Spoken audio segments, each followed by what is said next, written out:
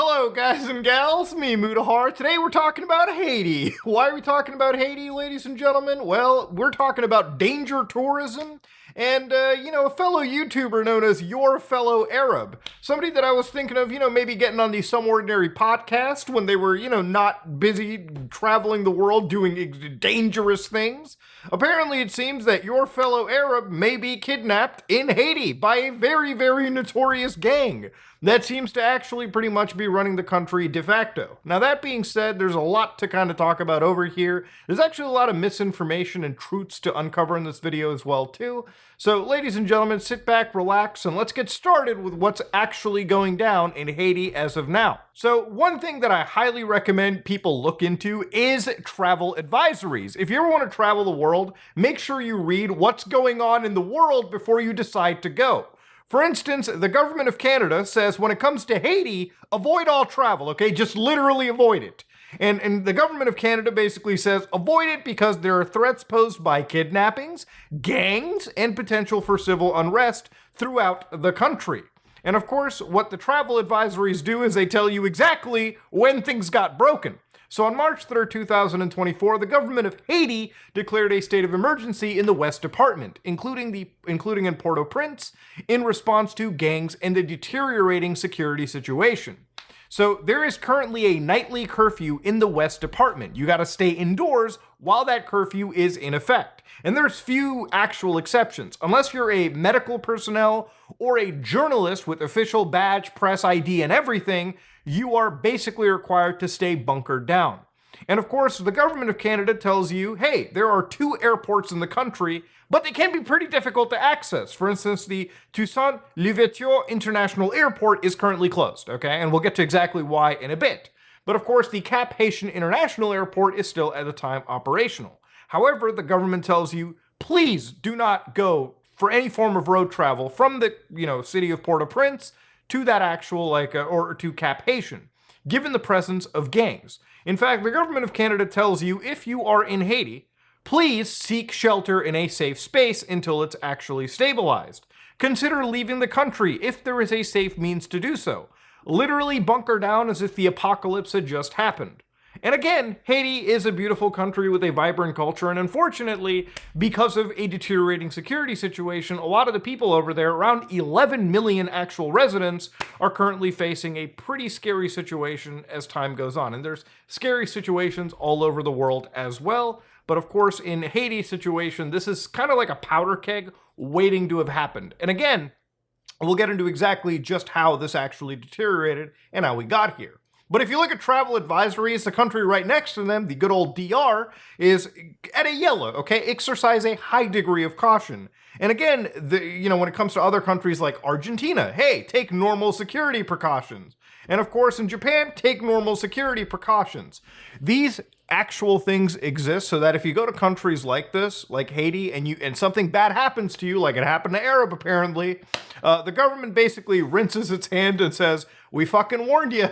Ain't no way we're sending in Delta Force to come after your ass, as sad as it sounds. Now, to get into it, what exactly Arab was doing, Arab used to actually be a pretty popular Fortnite streamer until he realized, I like traveling to wild countries. And if you look at Arab's content right now, he's a traveler vlogging the unknown. With 1.43 million subscribers, dude blew up in the last 2 years pretty insanely, and he's covered massive videos. Now, Arab's content can cover things like Dubai's hidden replica markets. You want to buy replica watches? Hell yeah, you can buy them in the city of complete opulence, inside America's most demonic city, Hollywood. And then, of course, you've got other situations where the country where public pooping is legal. I don't even have to click on that video to know exactly which country he's talking about, god damn it. And of course, Arab's got some really popular videos where he says, day 1 of living with the Mexican cartel, day 2, day 3, day 4. Yeah, he's been sitting around talking to some really scary individuals. This isn't his only time going to a part of the world that is mired in danger. He's went to Brazil, he's went to various places where his life could actually be in serious danger and threat. And you might be like, but Muda, didn't he cause it all on himself by doing this for clout and views? I would actually say, yeah, obviously, somebody doing this kind of content obviously understands the risks. But I don't consider the content that Arab does to be, any less than like actual war journalism, where people go to like really dangerous parts of the world for coverage. Look, it's pretty easy to sit on my ass and talk about situations like this because I'm not in these actual locations. It's a whole different story to, spend the money, understand flying to these areas, take that risk of knowing that there's a chance you may not be ever coming back if you decide to go through with it. That takes a certain level of dedication, and I think it goes beyond more of like people hunting for clout and views and whatnot. He could have very easily covered any other situation and gotten a decent amount of views versus going to a situation where, again, his life is in actual abject danger. I don't think this is any different than when actual journalists go out of their way to interview people, of really high danger. When people go and interview like El Chapo before he was arrested, the idea of going to a part of Mexico, meeting with the security apparatus of one of the largest transnational criminal organizations in the world, and then going in with a car or any plane going with their transportation, going hundreds of miles. And during that transportation, during that period, you basically drop off the face of the earth. There is a chance that you as a journalist, as an interviewer, realize that you are never going to come back. And hopefully when you do come back, you can get to safety and report on stuff that most people would never be able to get access to. The kind of content that people like Arab make is ultimately restreamed and shared, in some cases by actual news agencies, as on-the-ground journalism, right? What they serve and what they do is a pretty necessary part of understanding seriously dangerous situations in the world. And there's plenty of seriously dangerous situations in the world right now, too. You've got the war in Gaza, you've got the war in Ukraine, you've got actual serious situations where trying to understand what goes on at the ground level, in an unbiased perspective, or at least seeing filtered raw footage is important. Now, when we talk about the idea of danger tourism, I don't think you can ever make a video where you don't mention, Miles Routledge or Lord Miles. Now, Lord Miles, for anybody that doesn't know, is somebody that I covered a while ago. I actually made a video about him I would say a year or 2 years ago. Lord Miles, or Miles Routledge, was a British individual, a British national that ended up going to Afghanistan during the fall of the actual government, the retraction of the United States Army, and the rise of the Taliban takeover. And for a while, during the month of August 2021, he was basically giving people on 4chan on-the-ground depictions of what was going on in a pretty dangerous part. And he's given people on-the-ground views of during when he's barricaded up. Yeah, my room is nice. It's hidden off the streets and barricaded with several steel doors and checkpoints with guards. I got a 32-inch fat TV. I've got AC, which works surprisingly well. I mean, at some points he's got to at least be thankful of where he's at, I guess. When people asked him, bro, what are you going to do when they get you and they're going to use you as leverage or kidnap you? He's like, hold on, boys. If I get kidnapped, the plan's simple. I'm legally technically a lord. Bought a fake certificate, so it says Lord on all my bank cards. The Taliban may see that as a reason enough to keep me alive, thinking it may hold some negotiating power, as they think I'll important. Let's hope it won't get to that stage, though. I mean, there are some serious, levels of thinking right over here. And of course, it was a situation where even down the road, Lord Miles, who eventually got out once, decided to go back. And there was a whole period where it was theorized that he was actually kidnapped again and held hostage. And of course, that ended up with him coming out once again and basically being a pretty prominent figure when it comes to talking about, danger tourism, Afghanistan, and whatnot. He's a pretty popular figure when it comes to this kind of stuff, and in some ways a legend, and obviously somebody that is deeply involved into this situation as well. So when you're currently talking about Haiti at the moment, obviously, from the photos it looks pretty beautiful, but of course, at the beginning of this year, in 2024, there was some pretty serious civil unrest that had actually transpired in Haiti. Now, Haiti has pretty much been in the news cycle because there's actually been some pretty scary, things that have come out of the country regarding this civil unrest. For instance, there have been widespread claims of cannibalism at the moment. For instance, one of the largest, figures in the online reporting world that was talking about this got 10.6 million views, and they said Haiti has collapsed. The president is no longer in the country. The ports are officially closed. Cannibal gangs are besieging the National Palace in Port-au-Prince. And of course, they show some pretty harrowing images from here. Elon Musk says, bro, It's the end of days. This is bleaker than Mad Max. God damn. So when people heard the term cannibalism, they were like, oh shit, is Haiti filled with cannibalism right now? There were actually articles that were being shared around by people that were saying, dear racists, cannibals are people too. Cannibalism is a practice historically observed in various cultures and ethnicities. However, racists only seem to have an issue with it when POCs enjoy the controversial meal.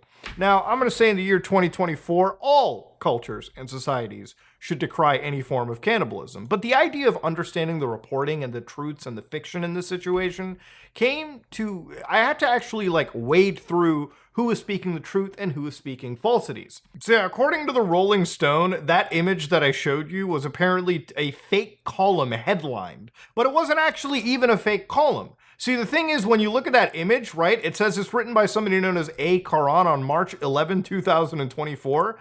But in reality, it was written by somebody known as William Shears. This is the actual article. Dear races, cannibals are people too. And again, the actual tagline here is the exact same. And of course, over here, they talk about cannibalism, the history of it, and of course, linking it to other ancient cultures like the Aztecs. Look, at the end of the day, let's read the final line over here. Hannibal Lecter is not in any way representative of what cannibals are like. Very few cannibals are murderers. Cannibalism is a sacred process to countless cultures, and is deeply unfair, bigoted even, to judge them simply because we do not understand.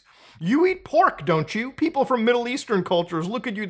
Hold on, let's chill the fuck out there, okay? As a POC from that region myself, there is a big fucking difference between somebody eating pork, which is haram in Islamic culture, versus eating a fucking human being, okay?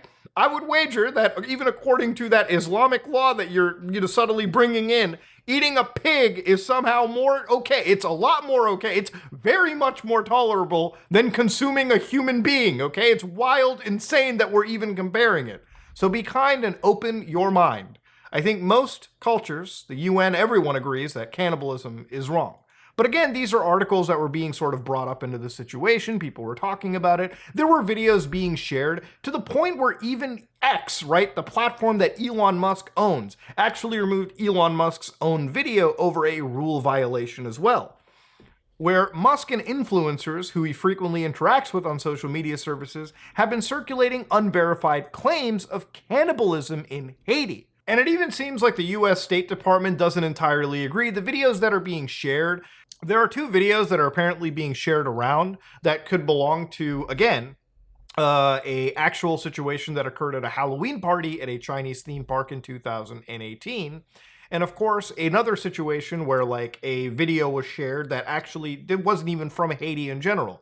This was from an actual Indian tribal culture, right? Which I guess participated in cannibalism, whatever. You can actually tell that by the flowers and the way these people are dressed as well too. And I don't even know if this image necessarily, based on the caption, is even attributed to this situation, but I saw it float around too, so it was worth a mention.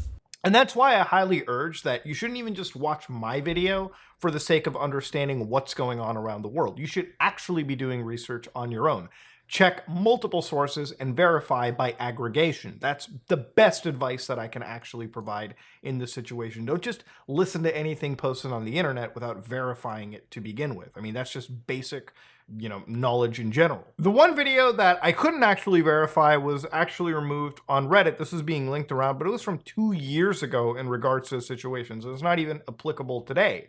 And again, what they were talking about over here was, from what I understand, was actually somebody eating human beings, right? When they were talking about eating food, and then they mentioned pork. I believe us humans taste pork-wise. Yes, long pig. So again, trying to verify which video was actually taken in this situation is different. And again, to whittle it on back, in a way, Arabs' content or really any danger tourist is important because at least the footage that they provide, in theory, should be from that exact time period, right? It shouldn't be something that resurfaced from 2 to 3 years ago. We see it all the time with social media. People bring up videos from a decade ago and pass it off as if it's actually happening in 2024. All right, so let's get down to talking about the situation, right? According to India Today, when they talked about a cannibal gang, quote unquote, and its barbecue leader, yes, the leader in this situation is called Barbecue. I know it's a pretty wild name to be mixing along all of this, right? So anyways, the actual leader's name is Jimmy Cherizer, who is actually a revolutionary, apparently purported by themselves, but they are currently by far the de facto leader of the country right now. Now, the gang that they were basically running with over here was the 400 Mawozo gang, which is by far the largest gang in the entire country at the moment. And of course, looking into Jimmy right now, one of the things that he went down, he has a pretty long history of evil stuff in the country. But in March 2024, he claimed responsibility for orchestrating an attack on a prison that led to the escape of 4,700 actual inmates, right?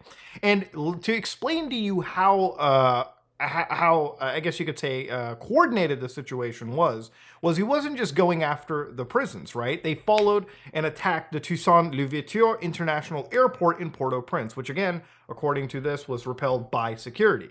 And of course, the idea was to attack actual critical infrastructure. For instance, even launching attacks on what appeared to be targets like the central bank, the government had to launch a state of emergency. And of course, at this moment in time, the country is basically, thrown into the situation it currently is. And it's not looking like it's going to get any easier for them anyways, too, right? In fact, even literally a day ago, according to Sky News, Jimmy was actually talking about foreign influence coming into the country. So when asked, right, Jimmy Cherizer, also known as Barbecue, predicted that more violence is imminent, adding that a recent halt in fighting is purely just a technical pause.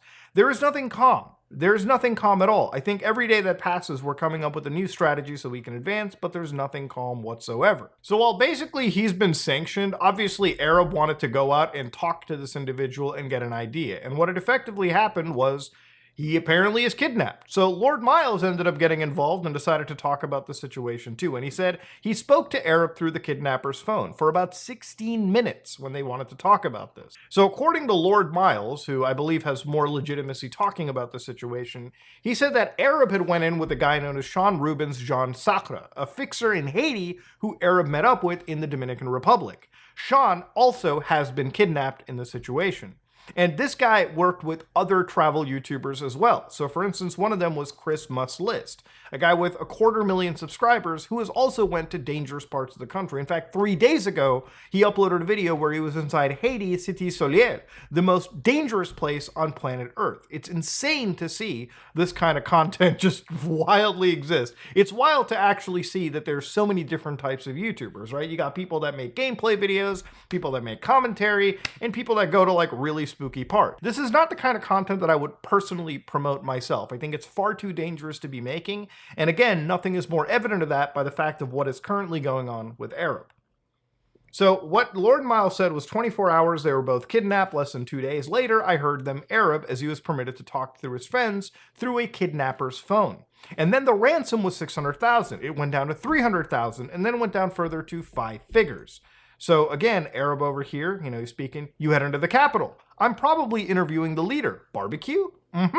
If I don't get kidnapped before then, Arab kind of knows the danger that he's stepping into. The US government and State Department is very hands-off on helping. Even though Arab is a US citizen, Arab has been kept in a cage in a place on the eastern outskirts of the capital. So while his location's known, one of the things I want to mention is I showed you those travel advisories in the beginning. When a country tells you not to travel, it literally is them telling you, hey, listen, if you go there, it's all on you, buddy. They're not going to send in SEAL Team 6, Delta Force, Team Rainbow to come rescue your ass, okay? Once you're there and you're screwed, they're not going to ever put military intervention to go rescue you. It is wild. So again, Lord Miles says there was an attempt to pay the ransom, but it went wrong. And truthfully, everyone was out of their depth to help Arab. The exchange went bad, done incorrectly, and Arab was not released. Arab is still in excellent spirits. Then he says Arab has stated that despite the hardships, he's going to come out with a great video.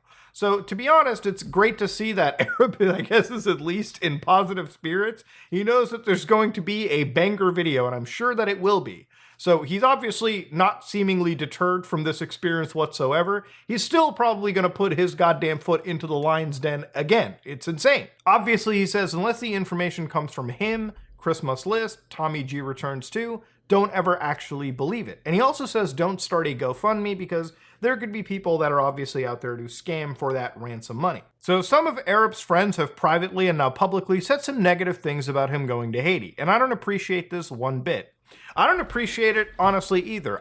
Like I said, I do maintain that what Arab was doing is pretty much on there with like war journalism and whatnot.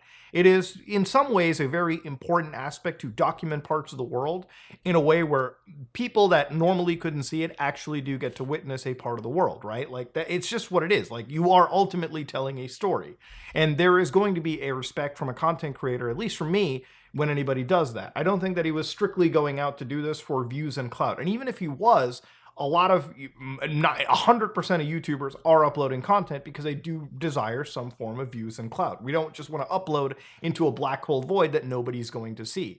This is content that his community was interested in, he was interested in making, and he wanted to produce. I obviously understand, and I think Arab also understands, that the kind of content that he was making came with a pretty serious risk attachment to it. Now, in a surprising turn of events, a day after Lord Miles was involved into this, Arab decides to actually send out, and I'm glad I actually got this before I even rendered the video, he actually is alive and dandy and apparently free. He says, I was kidnapped purely for the color of my skin. I was kidnapped for being a blanc, which, of course, if you know you're French, that would be white. Now, I kind of debate that a little bit, to be honest with you. I think they probably went after Arab because he was appearing to be a little affluent, obviously vlogging in an area that is pretty much a danger zone at the moment. Can't give any more detail till I'm home, but all I will say for now is glory be to God. Released between Good Friday and Easter. Christ is King. Congratulations, my man, you are back, especially on such a holy weekend.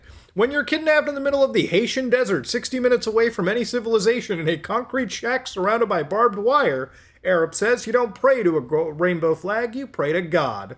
Now, I don't know why you had to bring the rainbow flag and extension the LGBT, gay people in general into this. I'm sure this was a self-inflicted, I guess you could say, detainment. I don't know why they had to be brought in.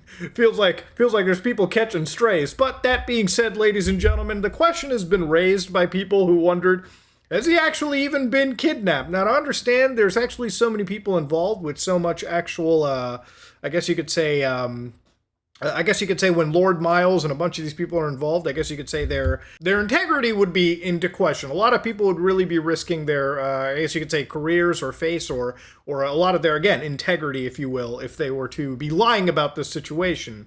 So I guess we won't really know until Arab releases this Haiti video, which, to be honest, I'll be real, I'm too invested in this to not watch at this point, so I'm going to be interested to see how this plays out. And again, I don't feel like Arab is learning from this lesson at all. I think he will continue to stick his foot into the lion's den. But I guess the question we must ask, has this YouTuber been kidnapped? And what do you guys all think about this wild situation? Honestly, I saw it brew in the last few days, so to be real, it's been a roller coaster of emotions. I've seen this, and tomorrow I will be covering Linux malware that apparently has snuck up on a lot of people. What is my channel at this point other than a personal diary and a roller coaster of emotions? That said, ladies and gentlemen, if you like what you saw, please like, comment, and subscribe. Dislike if you dislike it. I am out.